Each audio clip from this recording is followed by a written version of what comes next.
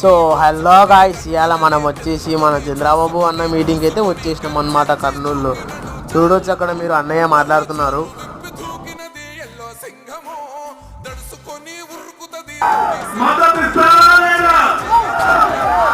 అందుకే ఈరోజు నేను వచ్చా ప్రజా మేనిఫెస్టోతో ముందుకు వచ్చాను.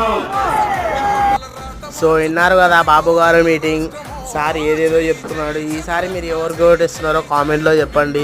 ఖచ్చితంగా మీరైతే చంద్రబాబు గారికి ఓటేయండి. తెలుసు కదా ఇప్పుడు మన రాజ్యంలో ఏవే పరిస్థితులు జరుగుతున్నాయో.